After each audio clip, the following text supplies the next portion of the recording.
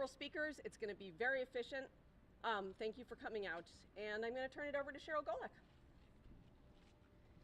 Thank you all for giving me a moment to speak. I'm just going to start right off the bat with saying it's time to work towards a fair tax system that benefits us all. We do not need to entertain policies that ask for more of our hard-working everyday Mainers, and we should support policies that benefit our most vulnerable, not policies that increase the struggles of those already in need. Middle-class Mainers are currently paying higher effective tax rates than millionaires in our state, and that's just not right. It's time to ask those who benefit the most to pay their fair share. We must remember that those who benefit the most only do so because of the hard work and needs of those who benefit the least. As a society, we rely on one another. As a child, I remember going to a neighbor to borrow a cup of sugar, and in exchange, they may have asked for a cup of milk. By sharing a portion of what we had, we all benefited. Today, I am asking that our richest share a slice of bread with those who turned the dough and made the loaf for them to eat. Our economy shouldn't be balanced on the backs of the working class, yet it is. Hard-working Mainers are struggling to pay their bills, yet we continually ask more of the most vulnerable among us by cutting vital programs and services instead of making our tax code fair.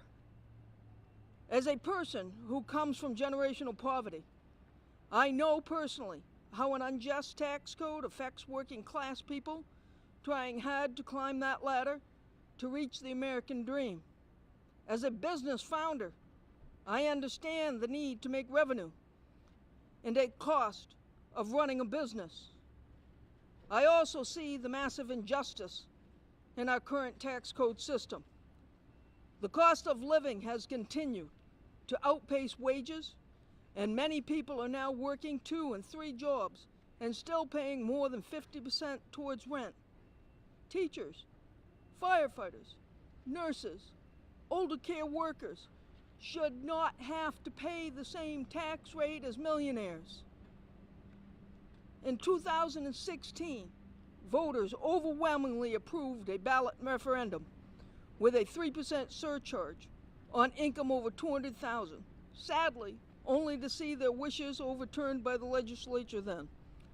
The bill I have submitted, LD 1089, is a modest in comparison to those wishes by proposing a surcharge only on incomes above $1 million.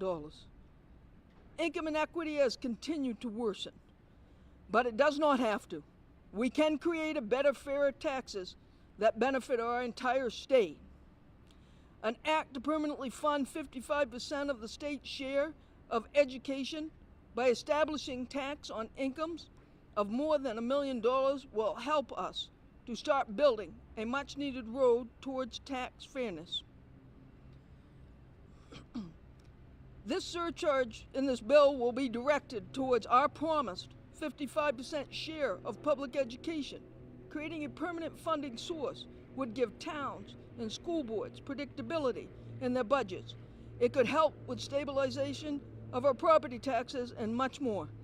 As our economy grows, this fund will grow and continue to be used for public education. While we all know how vital our educational system is for the education of our children, what is often not mentioned is that it is by far our state's largest public childcare service. This investment is also an investment to our small businesses and our large businesses by ensuring our public education system is funded well and able to meet their valuable employees' needs. A fair tax code will pave the road to a permanent investment for our state that will benefit everyone. We Mainers know our state is the way of life should be, but we also know a lot of Mainers have been left behind. Adding modest surcharge won't change that for millionaires, but it can change it for many others. Those who make their home now Our lifestyle and the beauty of our state is something far more valuable than the cost of this surcharge. This surcharge will help make our state the way life should be for everyone. I'm looking forward to continuing working with my colleagues to make sure that we move forward towards a fair tax system that benefits our entire state. Thank you all for being here. Thank you all for giving me a minute to speak. I cannot take any questions if there was some, as I have to run back to work, but thank you. Yes, Cheryl! Thank you all.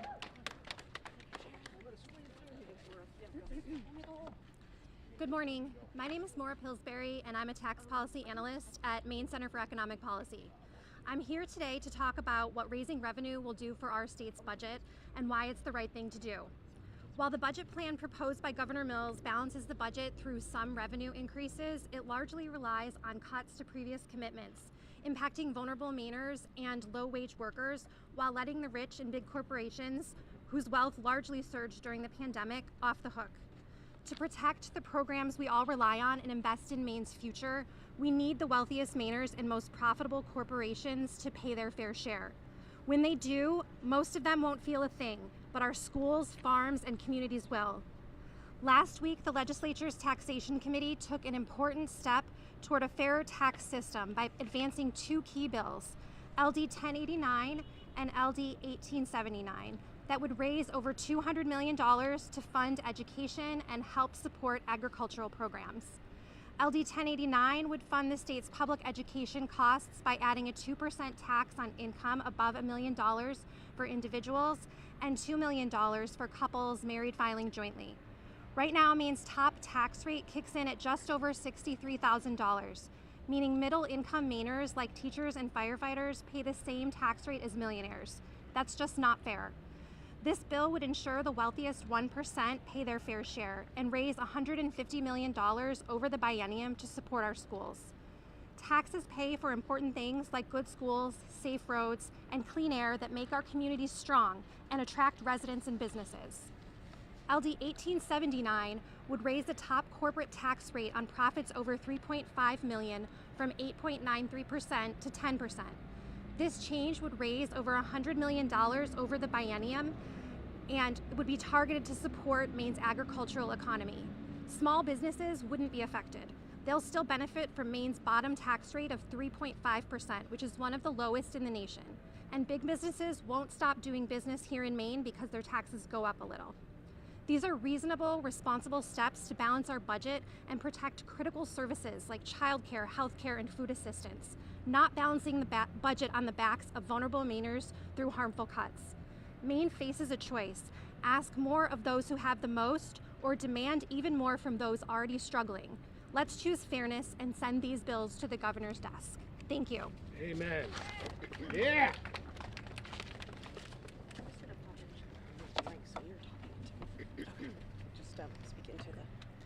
Good morning.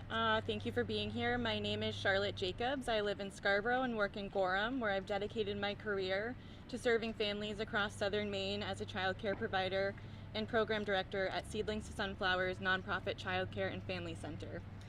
I'm here today not just as an educator, but as a mother, a citizen, a taxpayer, and an advocate for Maine's future. I am here to speak in full, unequivocal support of the bills in play to tax the wealthy, because our children can't afford to wait any longer, and neither can our state's budget. These four bills are more than policy proposals. They are a lifeline. Not only do they reflect our values, but they could also be the answer to the budget shortfalls Maine is currently facing. At the start of this year, our governor proposed cuts to early childhood education and Head Start programs, cuts that would devastate families, children, and educators who support them. These proposed reductions are a direct threat to our most vulnerable populations, and they send a painful message that somehow we're willing to balance the budget on the backs of kids, working families, and dedicated educators. Taxing the wealthy offers a different path, a fairer path, a smarter path. By asking Maine's wealthiest residents to pay their fair share, these bills would generate the revenue we need to protect and expand critical services, not slash them. We can fund public education, public pre-K, child care centers, and family support without sacrificing the people who depend on them most. Let's be honest, the math is clear, the morality is even clearer. We can't keep pretending that we can underfund schools and childcares and expect successful outcomes. As a program director, I've had to make impossible choices, choosing between paying my staff and buying basic supplies. We stretch every dollar, run fundraisers, and unfortunately raise tuition, all because our state refuses to invest in what matters most. Meanwhile, the wealthiest Mainers enjoy tax breaks on unearned income while working educators are taxed at the same rate. That is not only short-sighted, it is inhumane. This is not sustainable. These bills would change that. Moving forward with changing the tax code and taxing millionaires their fair share would fully fund public education pre-K through 12th grade. These investments don't just feel good, they pay off. Every dollar invested in early education returns $7.30 to our economy and increases local property values by $13. These aren't just expenses, they are strategic investments in Maine's long-term prosperity. We are not asking for luxuries, we are asking for the bare minimum needed to provide safe, quality care and education to our children. If we can't afford that, then we have to ask, what are we really funding? Who are we really protecting? Maine has a long, proud history of fairness and neighborly care, but if we don't act now, that tradition is at risk. Our child care centers are at risk. Our public schools are at risk. Our Head Start programs are at risk. It does not have to be this way. These bills offer a path forward, one that ensures our budget reflects values and one that secures a strong future for all Mainers, not just the wealthiest few. So to our lawmakers, this is your moment. Show Maine's families that they matter. Show our children that their futures are worth investing in. Show educators that their work is valued, not just disposable. Do it for Maine's children, families, and economy. Do it for justice. Do it because it's the only responsible thing left to do. Thank you. Thank you. You got it.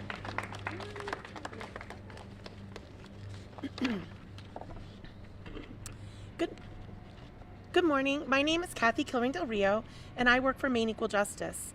Thank you all for being here today to help build a stronger Maine and a brighter future. I want to talk about the need to raise revenues to fund essential housing priorities in our budget. 10 years ago in Maine, there was an apartment for every income level.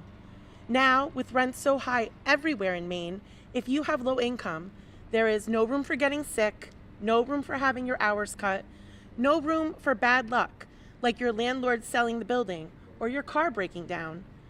If you face eviction, it can be impossible to find new housing, even if you have a voucher or other help. That's why last year, Maine tested rent relief with the Eviction Prevention Program. It's been wildly successful, keeping more than 1,000 families in their homes and financially on track. General assistance is a last resort when there's an emergency need for food, medicine, or housing that is not met by any other programs. As rents have skyrocketed, it's become especially important for meeting housing needs. And when the worst happens and an individual or family becomes unhoused, we must have a stable emergency shelter network that can support people in that moment of crisis. Some in Augusta say that we can only afford to cut rather than to fund essential housing priorities this year. But we know that helping people stay in their homes helps cities and towns spend less on emergency shelter, health care, and other programs. And we can pay for housing programs that keep our communities healthy and strong if we ensure the wealthiest among us and corporations pay what they truly owe in taxes. We can stop evictions and make sure everyone has a safe, affordable home. A home where we rest when we're sick and need time to get well. A home where we get up every morning to go to work. A home where we tuck our kids into bed every night. We need options that will keep people in their homes. Safe homes can't wait, so let's pass the bills that fund our future now. Yes. Nice job.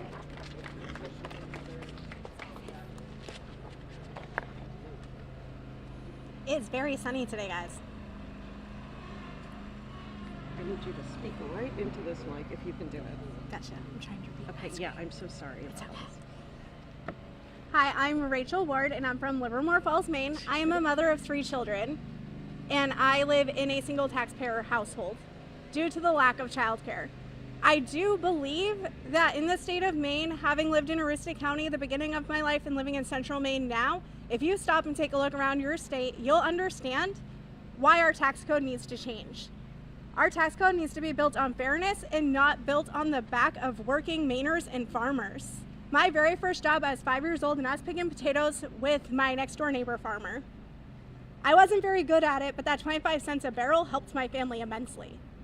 As an adult, when I look at the work that I do in substance use disorder counseling and among the community as a Maine State Parent Ambassador, it is plain to see that Mainers are struggling. Our tax code should be built on the back of the Waltons and Jeff Bezos. It should not be built on the back of, the Wards, the Warners, or the Golicks. We need to stop and look around at what's happening in our state. I don't want to eat the rich. I simply want to tax them. Thank you. All right. One more speaker and then we'll have questions if you have questions. Good morning. My name is Marianne Larson and I live in Bangor. I lived in Cumberland County for 25 years and moved in 2023 because I could no longer afford to live there.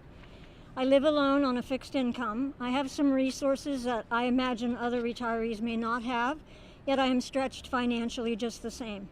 I'm facing some out-of-pocket health care costs that will be challenging.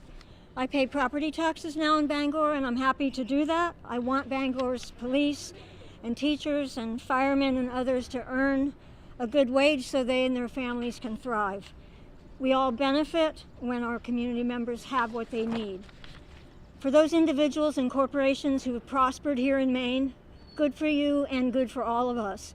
It's important to remember, though, that you have benefited from the resources we've all paid for: public education, safety personnel, courts and a system of laws, roads and bridges, all that makes commerce possible.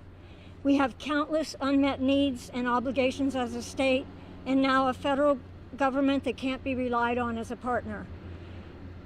Yet we can't ask more from the thousands of us who are already giving as much as we can. Asking thriving corporations and individuals to pay what they owe is reasonable, equitable, and the right thing to do. Thank you. Thank you, Marianne. Yeah.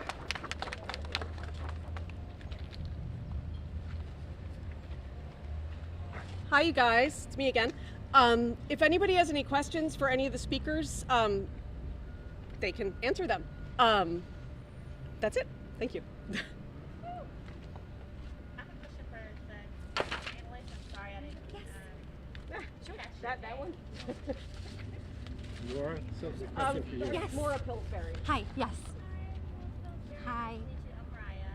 Me too. So, as of right now, education in schools, especially early childhood education, is already facing some uncertainty with funding. Will these tax increases for people who attain a higher wage, will it kind of cover the gap or, I guess, coddle some of the concerns that they have with funding, being that federal funding is also something that's uncertain right now? Absolutely. I think that, we're facing a lot of cuts at the federal level here in Maine, and I think that we need to raise revenue at the state level to help ensure that we can pay for important programs and services. And LD 1089 proposes to put that funding toward education, but certainly all of these bills that raise revenue would go to fill the budget gap, would go to fund important programs, as you've heard, that are on the chopping block. So yes, thank you for the question. Have any idea of how much of a gap will still be left over once there is some sort of increase in state funding to a lot of the things that there are prioritized? I think that's really up to the legislature and the governor to see what bills they pass and what the governor will sign, in terms of what measures they'll pass and how much revenue they decide to raise to tax the wealthy and to tax corporations. We hope that they will do as much as they can to help pay for these important services, but there's several bills that they have and policy choices that they have to make, and which ones they decide to support and move forward will really determine what programs are cut or not. Do you have a sense of where the governor stands on, say, the millionaire's tax? I think we're hopeful that the governor will consider all the options on the table moving forward. We're encouraged that she has considered and put forward some revenue-raising proposals, and we hope that she will support ones that especially ask more of those who have the most. Is there any concern that these changes could drive away wealthy people or even the bigger corporations? And in turn, if these changes are made, would you see some of the middle class move away when it comes to childcare or I think that's a great question. Research shows that tax flight due to increasing taxes is really a myth, and that folks move places that have greater resources, that have good services, that have good schools. And so we really need these things in our communities for them to thrive.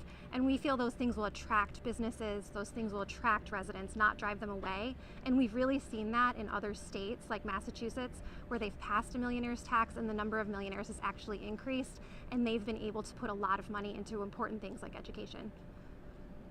Is there an estimation right now as to like how much money these bills might generate? Yes, so the two bills, the millionaire's tax, we believe would generate about $75 million a year or $150 million over the biennium. The corporate income tax increase would generate $50 million a year or about $100 million over the biennium. And there's also another proposal on the table, LD 229, which proposes to change Maine's tax brackets, adding 2 top brackets and lowering the bottom bracket. And the fiscal note on that one is still forthcoming. These bills might rely heavily on Democratic votes because Republicans have been very reluctant to vote on anything that increases taxes or that increases spending, things of the sort. What, I guess in your opinion, why would this be in their best interest with people across on the Democratic aisle, or even for Republicans to support this? And why would it also be in the governor's best interest to sign off on it, being that she holds the veto power? These bills are partisan, but they really shouldn't be. We all know that there are people in our communities who are struggling and that need these important supports, and that these programs face cuts. So really, folks across the political spectrum should be able to get behind these proposals and say that we need to tax those who have the most more to make sure vulnerable people in our communities and just even everyday workers and the middle class don't face cuts to programs that we all rely on. You mentioned Massachusetts. For the before and after for 1089, where does Maine compare to the rest of some of the other New England states? You mean in terms of tax rate? Yeah, the millionaire. With the additional millionaire's tax rate, so Maine's current top tax rate is 8.15%. So with the current additional 2% surcharge, that would put Maine at 10.15%, again, just for folks making over $1 million, single or $2 million married filing jointly.